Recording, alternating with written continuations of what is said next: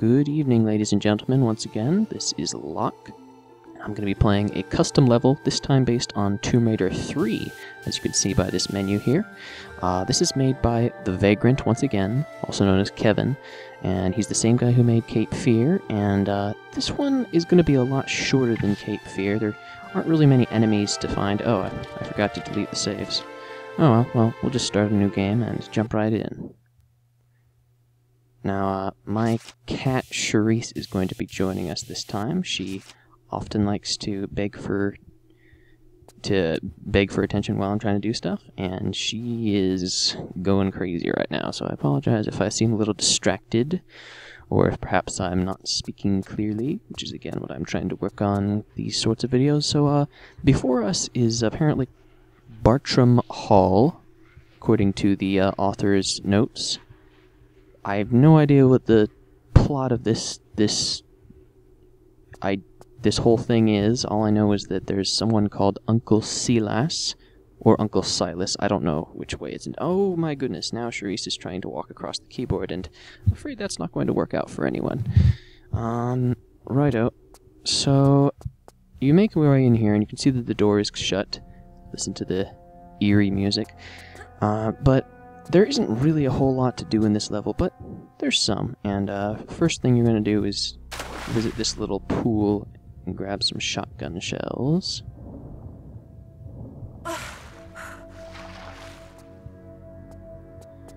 This level really doesn't have as many enemies in it as Cape Fear, because apparently it's meant to be more about the atmosphere, and, well, it does that pretty well. The author apparently really wanted to make something dark and dreary, and, well, Tomb Raider 3 has a lot of dark and dreary areas, so I suppose he made the right choice. Although it is a bit dark, and one criticism many people have of this game is that you get no flares other than the two you start with. And there aren't really any areas that require flares, but it would certainly be nice. It's overall quite dim. Anyway, you're going to make your way this way and find a switch, but first we're going to run into our first enemies. Some of these turtle-backed lizard thingies from the South Pacific Island in the original Tomb Raider 3. The AI here actually behaves similar to Cape Fear in that they'll run in circles while they're not chasing you, so I guess that's just a common thing with these unofficial levels made with the engines of games other than Tomb Raider 4. Now, about these enemies, you can have the shotgun if you already played this. If you played through this game and are starting over, you will start with the shotgun and about 10 rounds, so in that case you would be able to take them out with the shotgun, but I actually don't recommend the shotgun on those enemies because they're very hard to avoid their poison breath. You can't really run around them, so it's best to just keep your distance and use the cheese pistols, as I call them. Okay, so here's our lever. Plain and simple. Open to the front door. And, sorry, I'm gonna move stuff around a little bit, because Charisse is just tearing everything up. You gotta get out of here, Charisse. Maybe she can provide some input. I suppose I won't be using any med packs. I don't think I'm gonna have to try very hard to do so, as there aren't too many enemies, but there are a couple, like these guys.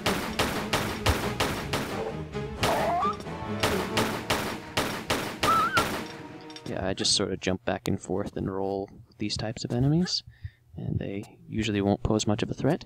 In fact, those are possibly the one type of enemy in this whole level that the shotgun would be useful for, and that's it. There's no more dogs anywhere. But while we're at it, we might as well explore this spooky bar or something house. I already forgot what it's called. So if you walk in here, you're going to notice this flamethrower lady apparently battling a couple of bats, but she's pretty ineffective at it, because I've never actually seen her kill one of these things. I have seen her set me on fire by accident, though, so you gotta pretty much just stay out of her way and take the bats out yourself if they come after you, but in the meantime we're going to go get our first secret. Around this hallway to the left, there's one bookshelf that stands out from the others because it is a pullable block that glitches a bit and disappears sometimes. Unfortunately, a lot of the objects in this level do that. It might be an issue with my settings. I'm not sure. I've tried various compatibility settings, various whatnot, and objects just kind of flicker for me. I suppose it's because it's the Tomb Raider 3 engine. And here's our trusty shotgun. You just go back into this area. We're going to be going up those stairs in a few seconds, but I'm going to get rid of these bats because they're very annoying.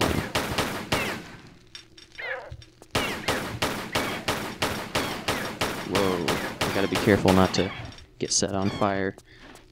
The flame lady is friendly, but she can accidentally set you on fire, regardless.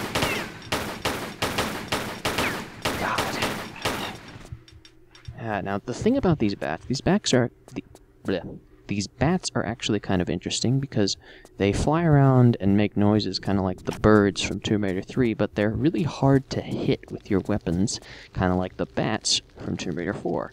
And basically you're going to miss just about anything unless they're flying right at you in your face. So if you're trying to use the shotgun on them, you'd think the shotgun would be better at hitting them since it has some spread, but it doesn't really have enough spread to make much of a difference.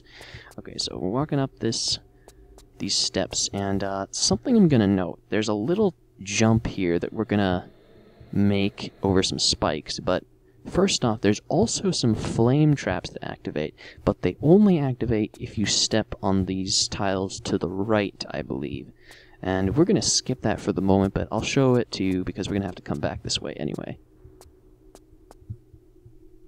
There are the spikes, and there's the board we can stand on. Completely safe. Now, there's actually some spots down there with no spikes, but I've checked down there and there don't appear to be any hidden items. But this hole here does have a secret in it. It's a mere small medipack, which I'm not even going to bother picking up. And then you just gotta climb your way out of this little pit, I suppose. There are 6 secrets in this level, and a couple of them involve weapons. Alright, make note of this doorway, because we're going to be coming back through here near the end. I have to say, this level does have some interesting visuals. It's got a lot of paintings around that look pretty sick.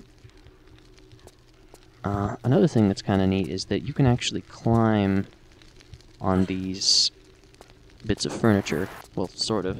You can slide on them. I think that's a neat little touch. And the flamethrower lady will walk all over them, since some baddies can just walk on the slopes if they want.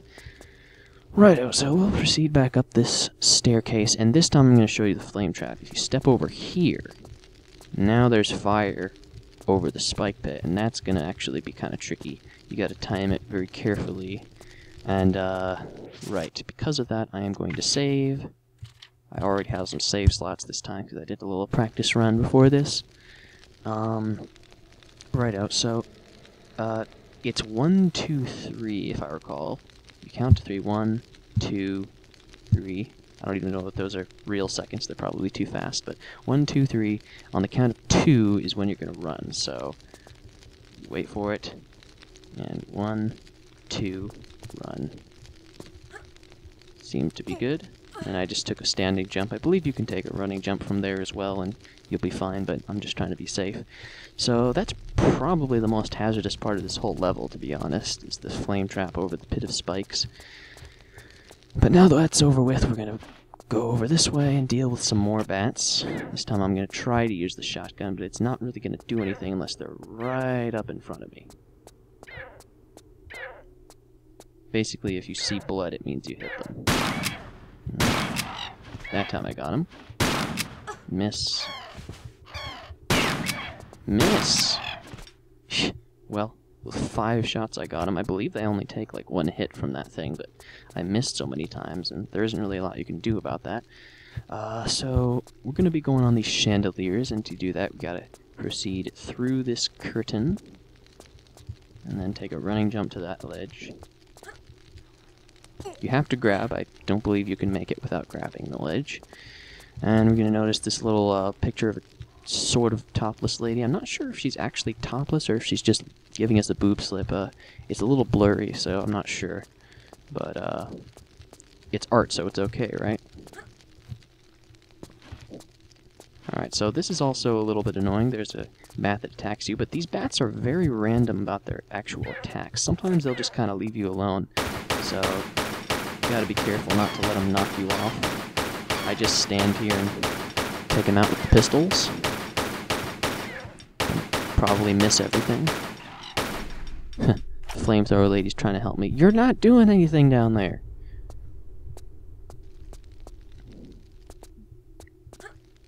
So just hop around on these. That was a little bit close. Should probably save it once again. This level does not have quite as bad of a crashing problem as Cape Fear did, or at least it's a little easier to manage the crashes, because they seem to only happen consistently in specific locations. But you never can be too careful. Alright, so we got some traps here. You just time your way through these. I haven't actually died on these before, but they sound like the fire thingies from Tomb Raider 3, so I'm wondering if it'll actually set me on fire if I run into one of those pendulums. I haven't tested it once again, but we'll just see here. So you gotta time this. Should be good. And then there's this very conspicuous block here. You're gonna push it inward, because if you pull it outward, you won't actually have any room to do anything with it without getting ignited. You can just push it all the way in here, and this is in fact a secret.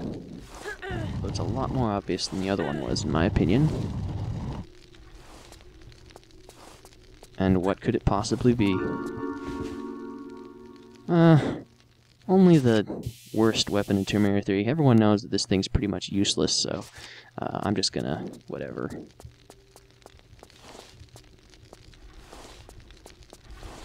Alright, so you proceed back after getting that completely useless weapon. Never going to be able to find any use for that. You just run around through here, and watch out when you come around this corner, because it can kind of surprise you if this thing swings right in your face. And just run through here, hit the switch, and that opened a door back in the main area and on the balcony, so we're just gonna pop down this trap door. Gonna take a little damage here, but not too much. Should be alright from that. And I'm not sure if there's any way to avoid the damage. There might be if you do a lot of annoying backtracking. In here we're gonna run into pretty much our only human, semi-human baddie, but we're gonna dispose of him pretty easily with this, you know, really underpowered pistol. Can't believe that even worked. I'm gonna go and push this switch, and that opened another door, which is nearby. It's actually to the right that way, but we're gonna go for some more secrets, and this is one of the areas where it has a tendency to crash, so I'm going to save it. In fact, the author wrote his own walkthrough, and he said that he had a lot of crashing problems in this area. I only had one crash here, but I'm going to try to spend as little time here as possible for that very reason. Basically, just jump over to this roof over here and you'll find a small medipack, which is a secret, apparently. Whatever. What you really want is on the other side. Same deal, except instead of a small medipack, we're going to get the rocket launcher. You know what, why not? They're pretty much the same value, am I right? So that's two secrets that were pretty obviously placed. This guy really likes his cameras. Righto, so now we have our rocket launcher. Only one rocket though, so we're going to save that. Probably just use our underpowered useless pistol on the remaining bats. Alright, so there's a couple more traps, but they're pretty easy to avoid. You simply crawl underneath this one, and go into the corner where it can't get you. And then you just walk around this one, and you should be fine. So you sprint around these dim hallways. This place is awfully spooky, I will give it that. Alright, so when you come into this room, you're going to find something that's pretty well hidden, but somehow does not count as a secret. There's a rocket in here. I don't understand how a little small medipack could be considered a secret, and this rocket could not. But you can walk out here if you like. There's nothing actually out here, but it's a nice view, is it not? You know, I appreciate that this guy wanted to emphasize the atmosphere rather than combat, but it kind of takes away from the atmosphere when there's so many glitches, you know? But I suppose that's not being fair. I think he actually made this before he made Cape Fear, but I'm not really certain. The TRLE dates aren't always definitive. I'm actually going over here because if I recall correctly, you can actually glitch out of the map, and I can't really resist showing you guys this. And I failed to make the jump. Let me just see if I can do it. Get the jungle loading screen, which is interesting. Come on, I can do this. I can escape Uncle Silas entirely. Or Silas, I don't know. Ah, cut a little too close. I had no failures of this jump when I was practicing it. It seemed like it was pretty easy. This is entirely off topic, by the way. You really don't have to go here. I just want to show you guys this cool bug. Come on, and here we go. And we are free. There is no limit here. There's no invisible wall to prevent you from just running this way and getting completely lost. And let's see if we... Yeah, well, we lit up Lara. Now we can see her a little better, but... And you may notice that, can't actually... Let's see if how lost I can get myself. Well, now this would be a pretty spooky place to explore, don't you think? Can't see anything. But, yeah, I'm afraid I couldn't resist just showing you guys that little, Easter egg. Or rather, glitch. Okay, so more on the topic of actually making progress. You can go through this curtain here and pull another switch. Opens a door right behind you. So if you just backtrack into the hallways, back this way.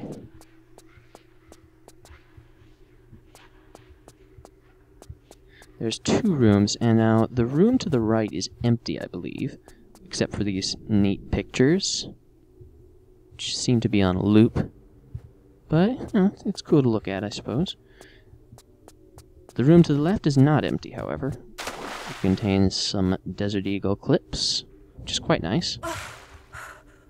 I mean, if we ever use the Desert Eagle, because, like, why would you? It does nothing. Let's see. Go in here, and there's a pool down below you, but this is something you gotta not miss. There's actually a switch on the balcony opposite you, and you might notice that there's some railings that look different from the others. That's because they actually have no collision. You can just run right through them. You don't have to jump over them. And that is how you're gonna get to your switch. And I did not realize that on my first run through. I got a little bit stuck on this part. And that'll open the door near where we got our first, or I think it was the second secret. Now you can swan dive into the pool below, but I'm actually going to go over here, get a little more height on my dive, because why not? And all you gotta do in here is pull another switch to open the door.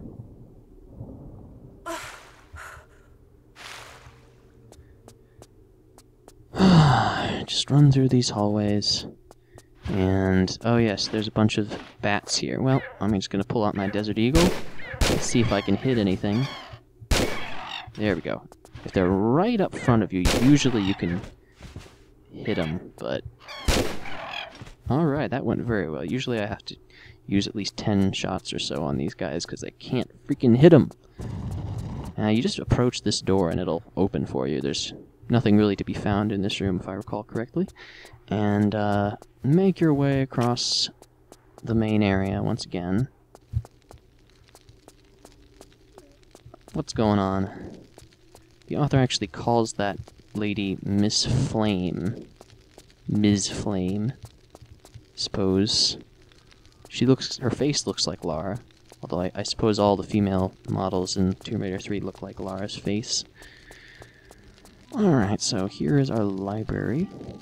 Got some nice music playing. The only real hazard here is this random hole that's practically bottomless. Damn. There's a pretty cool picture on the wall. Now just proceed through here and climb on these slopes. Just go to the corner here and then backflip all day long. Now you're gonna run jump to this next spot here. This next pillar. Bookshelf. Now, you'd think, this is something that confuses me, you'd think you'd be able to climb up through here, but you actually can't. There's an invisible ceiling here, which kind of baffles me. I'm just going to save it, just because I did have it crash here one time. You never know, really, with these sorts of unofficial levels. You know, can you believe that these custom levels, Cape Fear and this, were made over 10 years ago today? I mean, that's just crazy to me. I don't know why, but I never really associated TRLE with oldness. But I suppose it is pretty damn old. I just figured it was a tool with which to build retro-style games, you know? Now, something a little interesting to note about Tomb Raider 3 is that... Oh, well, it didn't happen this time, I suppose, but I just wanted to show you something about monkey bars that some people might know. You can actually get stuck when the monkey bars are sloped downward like this, to the point where you can't actually move anywhere, and the way you deal with that is you hold walk and you can shimmy wherever you want. And that'll get you out of any situation with the monkey bars, just about. Just a little thing I felt like pointing out randomly. I don't know. I do hope I'm speaking clearly enough. I'm probably muttering a bit, but we're just gonna climb our way through here. I hope I got all the secrets. Yes, 5 out of 6. There's one more left. Now, there's a couple ways we can go about this. There's a little hallway up through here that you can climb through, but I believe it's empty.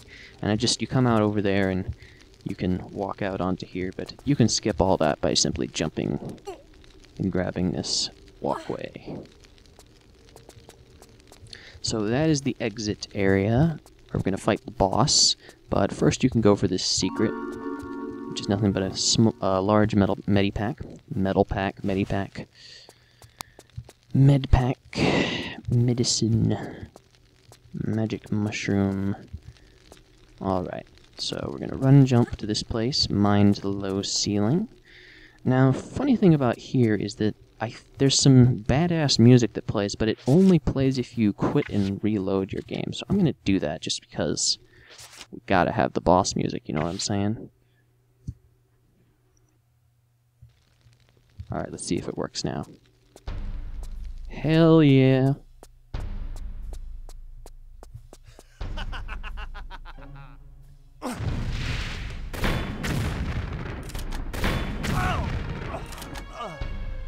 Bitch, please.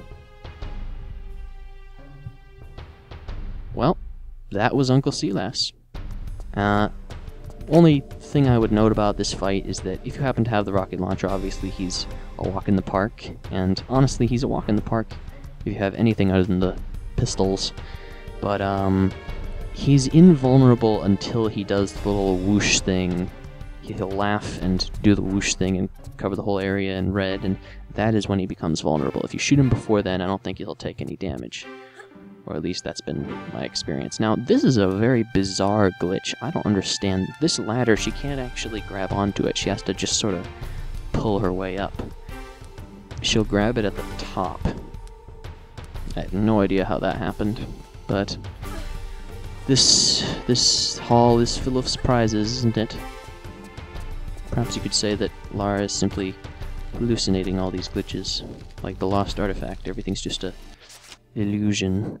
Now I'm gonna save it again because this is another place. This is a place where I've crashed quite consistently. We're gonna walk out, and I'm gonna try to just run through it because I crash very frequently if I spend any time on this balcony here. Simply swan dive off. Whee! Okay, hopefully I didn't overshoot that. Looks like I did not. Now this may be a familiar sight. We're back in the pool where we found the shotgun shelves at the beginning. Now, the level's pretty much over, but I have one rocket left, right? I think I know just where to put it. There's a certain someone who wasn't being very helpful in dealing with those bats, you know? How's it going? See ya.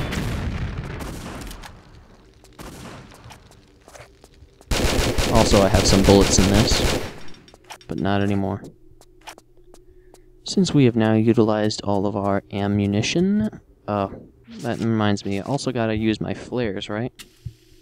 I have 2 of them that I never bothered using. I'm just gonna use one more. And this is the exit. Now, funny thing about this level is that when you finish it, it actually closes the entire game. You don't go to the main menu. So I'm just going to close the video here. Thank you guys for watching. This may not have been as exciting or action-packed as Cape Fear, but it was kind of an amusing little experience for me.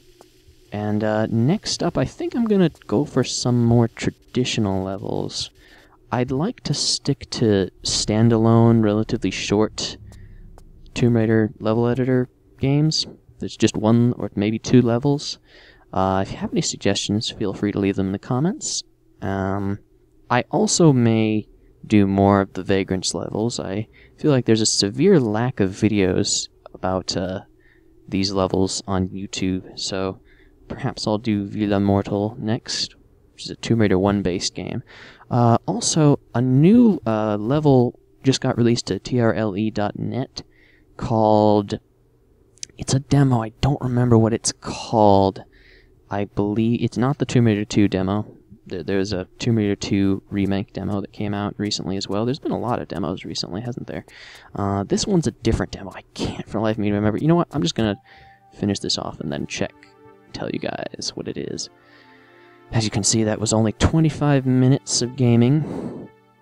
My practice run, it was about 17, but since I was screwing around trying to get the glitches and show you stuff, it probably added a couple minutes on there. Only 17 kills. Well, there you go. That's Uncle Silas or Silas. I'm afraid I don't know. I wonder if both of them are wrong. You never know with those sorts of things. But thank you, Kevin, for making this level. That was pretty cool. Now I'm going to check what that level I was talking about is called real quick. Let's see.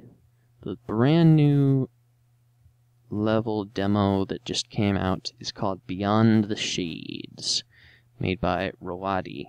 Now, I haven't actually played it, but I was just downloading it while I was recording this video, so I may try it out next. And I'm also considering doing some blind run recordings in the future.